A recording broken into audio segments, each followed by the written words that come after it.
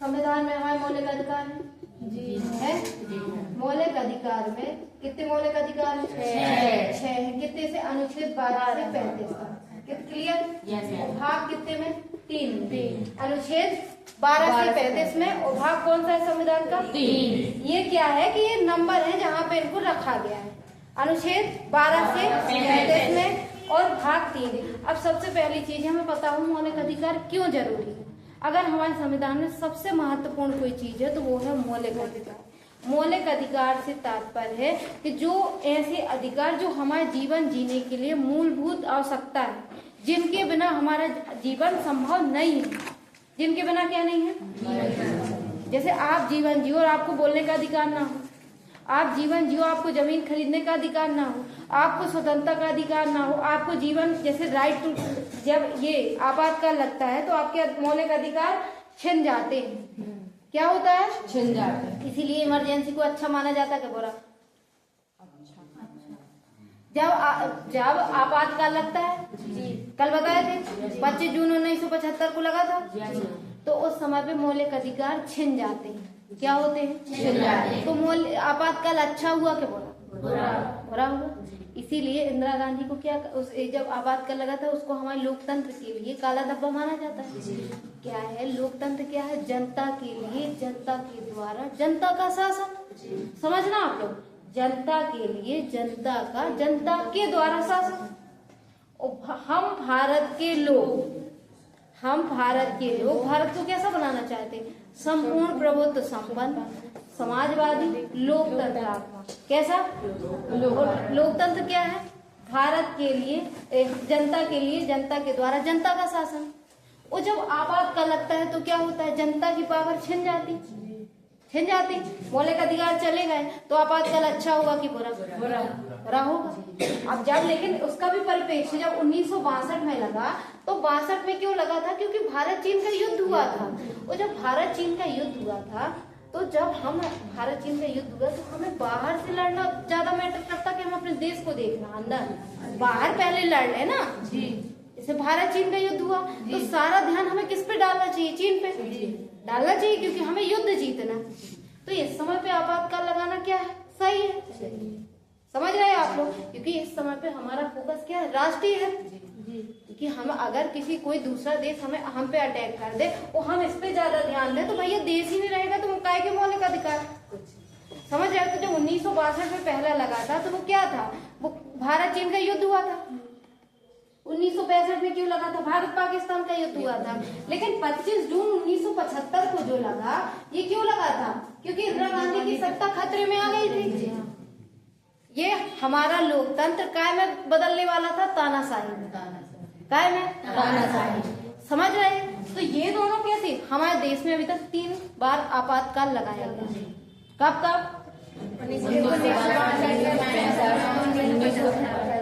ये दोनों क्यों लगे थे? भारत चीन युद्ध हुआ था, भारत पाकिस्तान। तो इस समय क्या हुआ था? ये राष्ट्रीय आपातकाल लग गया था। तो ये सही है कि गलत?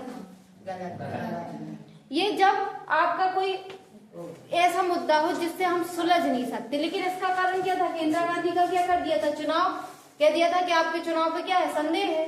तो अगर संदेह कह दिया तो आपको प्रधानमंत्री पद से त्याग पत्र देना होगा, और त्याग पत्र देना होगा। और उसके बाद आप पता नहीं, अगर चुनाव नहीं जीते तो आप सत्ता में आओगे। सत्ता सबको प्यारी होती, तो उनको क्या लगा कि हमारी सत्ता छिन जाएगी, तो इन्हें क्या कर दिया? इमरजेंसी लागू कर दी। लोकसभा का कार्यकाल कितना कर दिया? 5 से 6 साल कर दिया।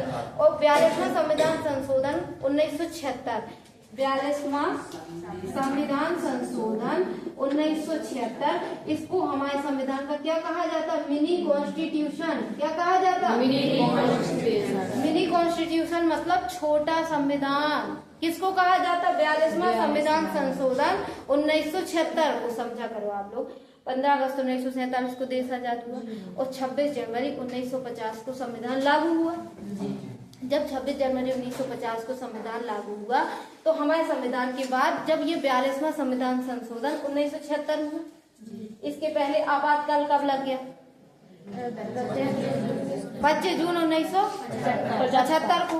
और इस समय पे आपातकाल में संसद क्या हो जाती? भांग, लोकसभा नहीं रहती। राज्यसभा स्थायी सदन है और लोकसभा अस्थायी सदन है। तो लोकसभा क्या हो जाती? भंग। सारी पावर कौन लेता है? कैबिनेट मंत्री। कौन लेता है? कैबिनेट मंत्री। और कैबिनेट मंत्री किसकी बात मानता है? प्रधानमंत्री। समझना आप लोग, आपातकाल किसने लगा दिया? इंदिरा गांधी ने। अब कैबिनेट मंत्री किसकी मानेगा? प्रधानमंत्री मानेगा। अब जब ये आपातकाल का हमने डिसीजन ले लिया तो राष्ट्रपति के पास जाएगा। संसद के 3 अंग होते हैं, बताया था कौन कौन से? संसद के 3 अंग होते हैं, राष्ट्रपति, राष्ट्रपति, राज्यसभा और राष्ट्रपति, राज्यसभा, लोकसभा। राष्ट्रपति, राज्यसभा, लोकसभा, ये संसद के 3 अंग होते हैं। और सदन कितने होते हैं? पीछे बात नहीं, सदन कितने होते? 2, राज्यसभा और लोकसभा। राज्यसभा को हम क्या बोलते हैं? उच्च सदन। और लोकसभा को निम्न सदन। क्लियर? किसी को डाउट? अब जब हमने 25 जून 1975 को आपातकाल लगा दिया, जब हमने आपातकाल लगा दिया तो लोकसभा भंग हो गया। इस लोकसभा की जो सारे डिसीजन कौन लेने लगा? कैबिनेट मंत्रालय, मतलब इंदिरा गांधी। अब एक और चीज थी जो हमारे संविधान में लिखी थी कि राष्ट्रपति के पास अगर आप कोई बिल भेजते हो, सबसे पहले बिल राज्यसभा में जाएगा या लोकसभा में? जब इन दोनों से मंजूरी आ जाएगी फिर वो किसके पास जाता है? राष्ट्रपति। जब राष्ट्रपति के साइन हो जाती है तभी वो बिल कानून माना जाता है। अगर राष्ट्रपति ने साइन नहीं किया तो वो कानून नहीं माना। तो राष्ट्रपति के पास एक और पावर होती है कि अगर कोई कानून बन के आया, बिल बन के आया और राष्ट्रपति के पास गया कि आप इस पे साइन कर मंजूरी दे दीजिए, तो राष्ट्रपति के पास एक अधिकार क्या था कि राष्ट्रपति एक बार बोल सकते कि आप लोग पुनर्विचार कर लीजिए। क्या कर लीजिए? पुनर्विचार कर लीजिए। और जब राष्ट्रपति जैसा पद आपसे एक बार ये चीज बोल दे कि आप सब लोग, इसमें कितने लोग होते हैं? 245, इसमें 545, वो इतने सारे लोगों को एक व्यक्ति बोलते कि आप लोग क्या कर लीजिए? पुनर्विचार कर लीजिए। तो मतलब कानून में थोड़ा बहुत कुछ पेश कहलाया एक अपने आप में। तो जो राष्ट्रपति कानून जो पुनर्विचार के लिए बिल भेज देता, आमतौर पर वो बिल क्या माने जाते कि कुछ नहीं आते दोबारा। तो जब इमरजेंसी लगी, राष्ट्रपति के पास क्या गया? कानून गए, बिल गए। तो अब इंदिरा गांधी को किया जाता है कि राष्ट्रपति काय को न लौटा दें? पुनर्विचार को। तो जब ये 42वां संविधान संशोधन 1976 हुआ तो इंदिरा गांधी जी ने राष्ट्रपति की ये पावर भी छीन ली। कौन सी? पुनर्विचार। क्या? कौन सी? पुनर्विचार। और क्या बोल दिया कि अगर आपको कोई बिल भेजा जाता है तो आपको उसमें मंजूरी देनी ही होगी। ये अच्छी चीज है, बुरी? 2 चीजें हो गई। तीसरा, इसी समय पे हमारे यहाँ क्या आए थे? मौलिक कर्तव्य। क्या आए थे? मौलिक कर्तव्य। ये शुरू में नहीं थे। जब हमारा संविधान बना तो शुरू में मौलिक कर्तव्य नहीं थे। ये कब आए? 42वां संविधान संशोधन 1976।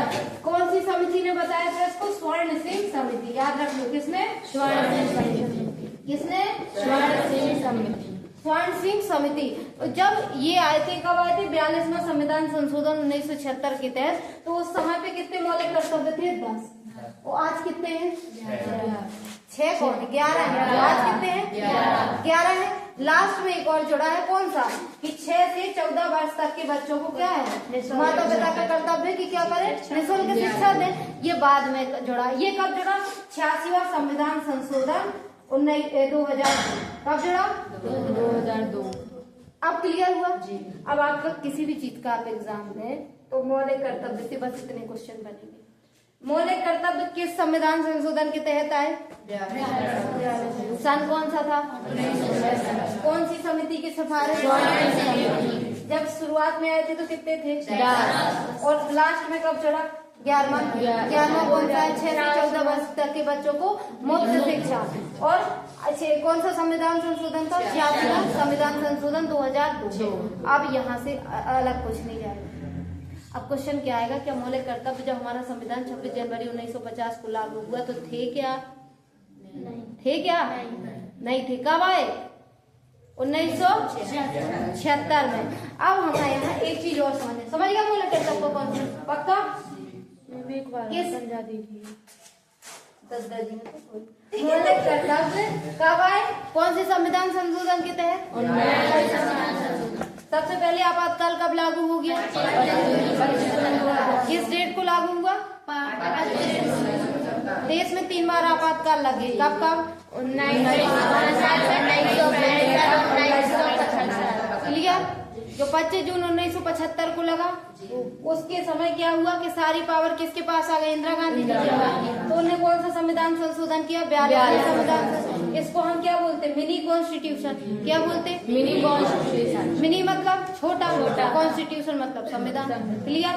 जब ये 42वां संविधान संशोधन 1976 हुआ तो पहली क्या चीज? लोकसभा का कार्यकाल 5 से कितना कर दिया? 6। राष्ट्रपति की पुनर्विचार की पावर 6। और तीसरी मौलिक कर्तव्य है। किस समिति ने सिफारिश की? कितने मौलिक कर्तव्य थे? 10 थे। और 11वां का क्या था? 6 से 14 वर्ष तक के जो बच्चे हैं उनको सरकार मुफ्त और अनिवार्य शिक्षा, मुफ्त और अनिवार्य शिक्षा। इसीलिए क्योंकि 6 से 14 वर्ष तक के बच्चे क्या कर रहे थे? ये बाल श्रम वगैरह चीजें हो रही थी, तो 6 से 14 वर्ष तक के बच्चों को अनिवार्य है कि आप शिक्षा लो। और किसका कर्तव्य? माता पिता का। तो ये किस संविधान संशोधन के तहत? 2002। किसी को कोई डाउट? नहीं। पक्का? अब ये जब 42वां संविधान संशोधन 1976 की बात है तो समझना आप लोग, जब हमारे यहाँ सर्वा कौन है? सर्वा कौन है? संविधान। कौन है? संविधान। अब जब हमारे यहाँ 15 अगस्त 1947 को देश आजाद हो गया तो बहुत बड़ा विवाद चलने लगा। काय पे चलने लगा? 3 चीजों पे चलने लगा। कार्यपालिका, कौन? न्यायपालिका। कार्यपालिका, न्यायपालिका और वो क्या नाम? विधायपालिका। विधायपालिका का विधायिका। हाँ, विधायक। ठीक है। बात नहीं, कार्यपालिका, न्यायपालिका। अब न्यायपालिका देखो, विधायिका क्या करती है? कानून बनाती है। लागू कौन करती है? कार्यपालिका। और जांच कौन करती है? न्यायपालिका। तो न्यायपालिका क्या जांच करती है कि जो कानून बना है वो हमारे संविधान के अनुरूप है या नहीं है या नहीं? क्योंकि यहाँ पे जो पार्टियां, जैसे इस समय पे बीजेपी बहुमत में है, सकता वो कुछ अपने फायदे के लिए चीजें बना दे। हाँ। लेकिन हमें क्या देखना होगा कि वो काय के अनुरूप है? संविधान। अब अगर मान लो कोई ऐसा कानून बना दो जो हमारे मौलिक अधिकारों के विरुद्ध हो, तो भैया मौलिक अधिकार तो हमारे जीवन जीने के लिए मूलभूत हो सकता है। क्या हम इनके विरुद्ध कानून बना देंगे तो ये काय के विरुद्ध हो जाएगा? संविधान के विरुद्ध। तो जब ये बात चली कि विधायिका कानून बनाती है, न्यायपालिका जांच करती है और कार्यपालिका लागू करती है। कार्यपालिका 2 तरह से लागू करती है, समझना कौन कौन सी? एक तो राजनीतिक तरीके से और एक प्रशासनिक तरीके से। सबसे बड़ा उदाहरण भूल नहीं जाओ, सरपंच क्या है? राजनीतिक। और सचिव क्या है? प्रशासनिक। और राजनीतिक क्या होता है? अस्थायी। और प्रशासनिक क्या होता है? स्थायी। 2 तरीके से कार्यपालिका चलती है। अब जो प्रशासनिक जो चलता है, राजनीतिक कौन है? जो चुनाव के माध्यम से आते हैं, लेकिन इनका समय क्या है? फिक्स नहीं है। ये 5 साल के लिए आते हैं, आमतौर पे बीच में भी चले जाते हैं। और प्रशासनिक क्या है? एक लंबे समय के लिए आते हैं और ये पढ़े लिखे होते हैं, सारा काम ये लोग चलाते हैं और ये लोग क्या करते हैं? उसकी देख रेख करते हैं। अब ये राजनीतिक और प्रशासनिक, तो प्रशासन में भी क्या किया जाता है? भर्ती की जाती ना। तो इसी के तहत क्या होता है? पीएससी आता है। ये फिर अलग से बताएं क्या पीएससी?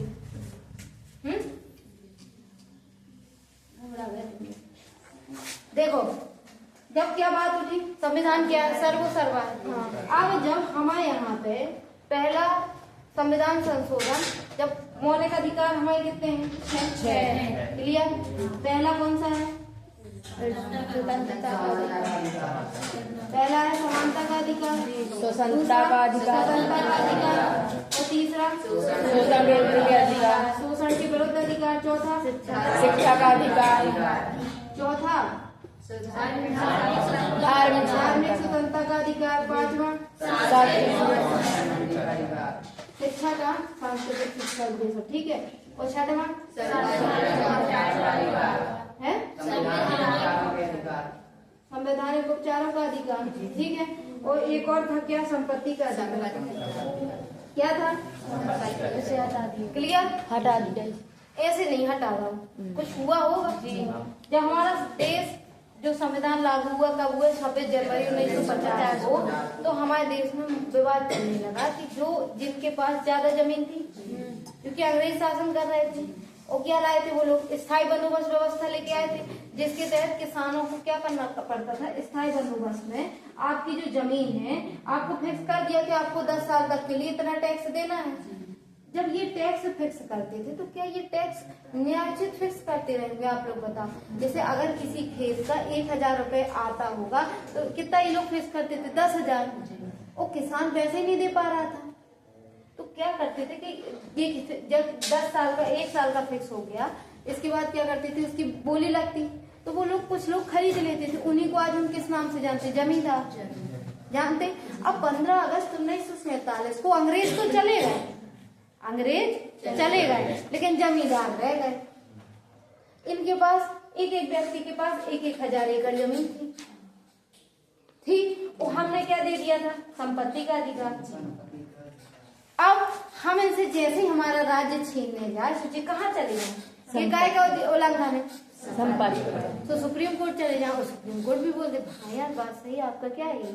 संपत्ति का अधिकार। और हमें क्या करना था? हम समाजवादी मॉडल अपनाना था, अमीरों से लेके देना था, क्योंकि हमारे जो संसाधन है वो तो सीमित है ना, क्या हम बना सकते भूमि?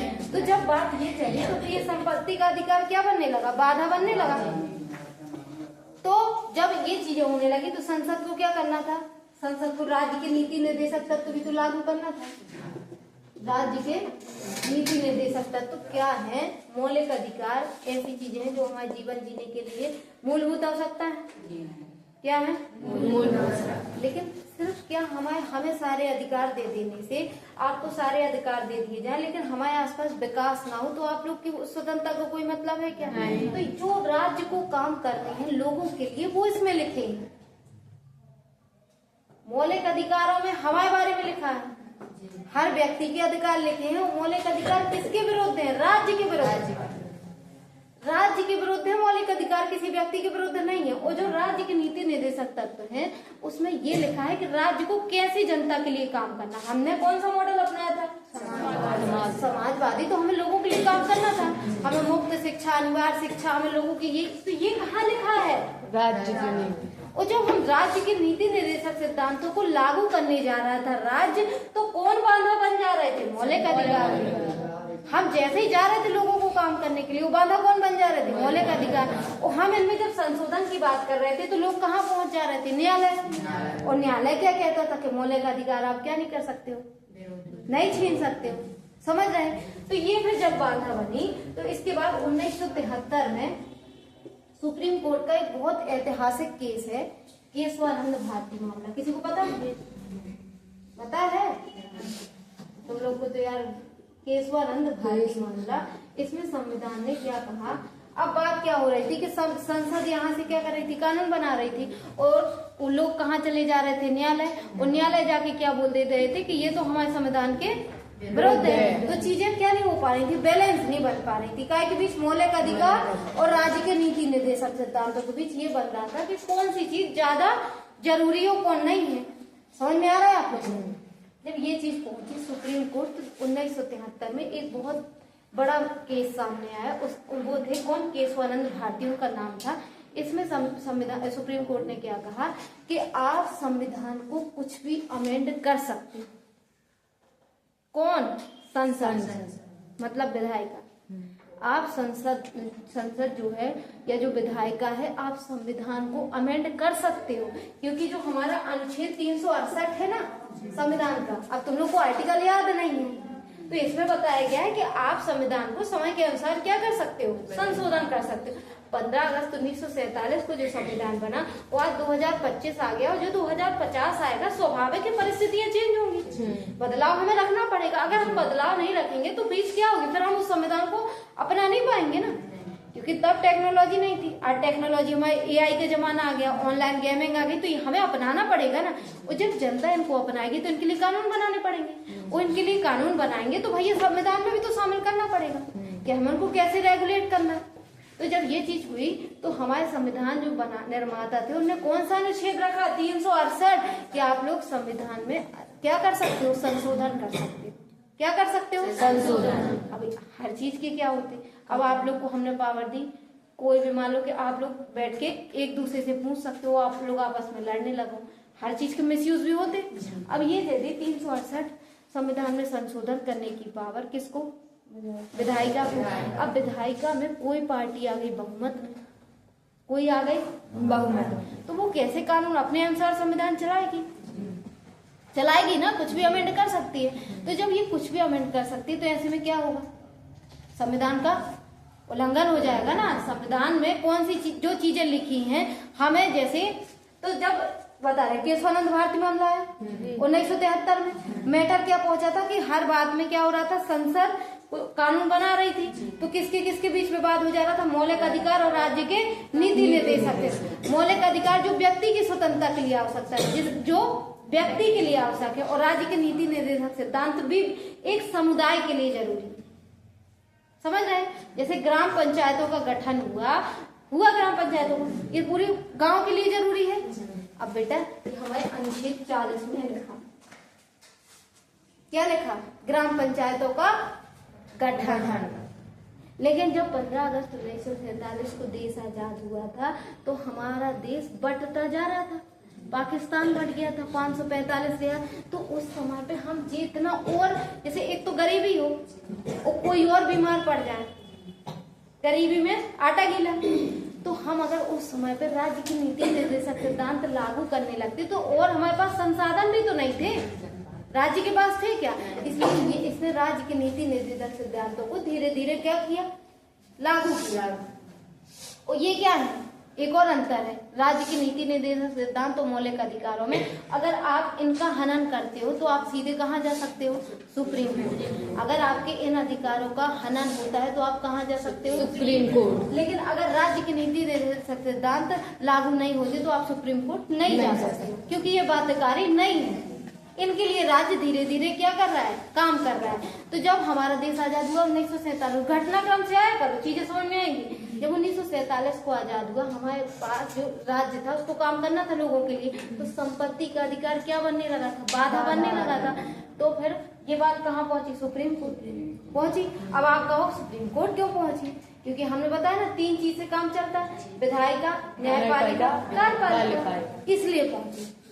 जब ये एक बच्चा तैयारी कर रहा था तो सबसे पहले दिन उसको पता है क्या लगा, हर चीज में सुप्रीम कोर्ट क्यों आता, हर चीज में सुप्रीम, क्योंकि कारण है ना हमारे यहाँ अगर इन तीनों बॉडी में बैलेंस रहेगा तो देश अच्छा चलेगा। शक्तियों का क्या है, पृथक्करण है। तो जब 1973 में केशवानंद भारती मामला पहुंचा तो सुप्रीम कोर्ट ने एक ऐतिहासिक जजमेंट दिया कि जो संविधान है उसका संसद अमेंड कर सकती है। क्या कर सकती है, अमेंड कर सकती, आर्टिकल 368 के तहत।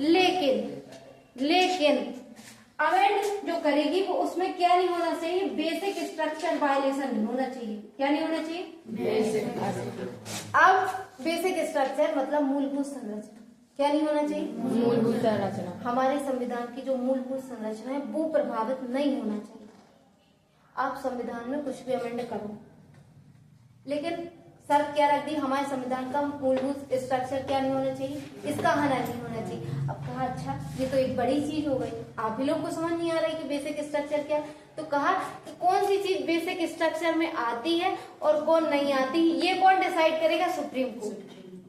कौन डिसाइड करेगा, सुप्रीम कोर्ट। इसीलिए आज हर कानून बन जाता है पर कहाँ जाता है, सुप्रीम कोर्ट। अब बेसिक स्ट्रक्चर से तात्पर्य क्या है कि हमने अपनी उद्देश्य कहीं में लिख दिया, हम भारत के लोग भारत को एक संपूर्ण प्रभुत्व संपन्न समाजवादी पंथ निरपेक्ष लोकतांत्रिक गणराज्य बनाना चाहते हैं। अगली पार्टी आए और लोकतंत्र हटा दे तो क्या हो गया, मूलभूत संरचना वायलेशन हो गई ना। मतलब जो संविधान की कोर वैल्यू है वो डिस्टर्ब ना हो। आपको जो पॉजिटिव चीज लग रही है आप बिल्कुल डालो और जो नेगेटिव लग रहा है वो हटा दो, लेकिन जो संविधान की कोर वैल्यू है वो ना हटे। वो क्या ना हो, वो ना हटे तो उसको क्या कहा गया, बेसिक स्ट्रक्चर। इसी को हिंदी में क्या बोलते हैं, मूलभूत संरचना। अब कहा कि आप संविधान में अमेंड कर सकते हो लेकिन बेसिक स्ट्रक्चर का हनन नहीं होना चाहिए। और कौन सी चीज बेसिक स्ट्रक्चर में आती है और या नहीं आती है कौन डिसाइड करेगा, सुप्रीम कोर्ट। क्लियर हुआ, समझ आया सबको, किसी को ना आया हो। जब ये चीज पहुंची 1973 में, तो 1976 में क्या हुआ, इंदिरा गांधी आपातकाल लग गया था। तो 1977 में किसकी सरकार आई, जनता पार्टी। जनता पार्टी क्या है ना, भारतीय जनता पार्टी अलग चीज है। जो बीजेपी है ना, बीजेपी पता है आप लोगों को कब बनी, 1980 में बनी, जनसंघ से अलग होगी। और जो 1977 में आई वो जनता पार्टी आई।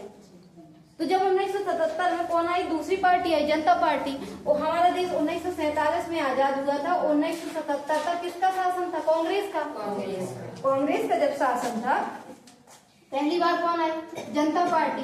तो जनता पार्टी आई तो इसने कौन सा संविधान संशोधन किया? 44वां संविधान संशोधन। कौन सा किया? 44वां। समझना, जनता पार्टी आई, 44वां संविधान संशोधन किसने कब किया? 44वां संविधान संशोधन 1978 कब किया? 1978। किसके कार्यकाल में? जनता पार्टी। इनके प्रधानमंत्री कौन थे? मोरारजी देसाई। कौन थे? मोरारजी देसाई। समझ में आ रहा है आप लोग को? जहां ना आए पूछ ले। इस समय कौन थे प्रधानमंत्री? अब जो 42वां संविधान संशोधन 1976 हुआ था, इसमें कौन सी चीजें की जाएंगी? वो अपनी कागज दे दो, आपके पास जो 42वां संविधान संशोधन 1976 हुआ था, वो किसके समय हुआ था? इंदिरा गांधी जी के समय। और जो 44वां संविधान संशोधन हुआ था, किसके समय हुआ था? जनता पार्टी। चेंज हो गई ना। और ये कब इन्हें लाए थे? जब आपातकाल चल रहा था देश में। तो जब ये 44वां संविधान संशोधन 1978 में आया तो इन्हें सबसे पहले क्या किया? लोकसभा का कार्यकाल 6 से घटा के फिर 5 कर। क्या किया? 6 से घटा के 5 कर दिया।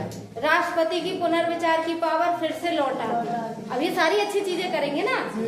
अब आया समझ में? सारी चीजें करेंगे। और इन्हें संपत्ति के अधिकार को 44वां संविधान संशोधन 1978 में संपत्ति के अधिकार को मौलिक अधिकार से हटा के कानूनी अधिकार बना दिया। क्या कर दिया? कानूनी अधिकार बना दिया। और मौलिक अधिकार से हटा के, संविधान में है लेकिन अनुच्छेद 301 के तहत क्या बना दिया? कानूनी अधिकार। क्योंकि मौलिक अधिकार में आप क्या जा सकते हो? कहाँ जा सकते हो? सीधे सुप्रीम कोर्ट जा सकते हो। और जो हमारा एक मौलिक अधिकार क्या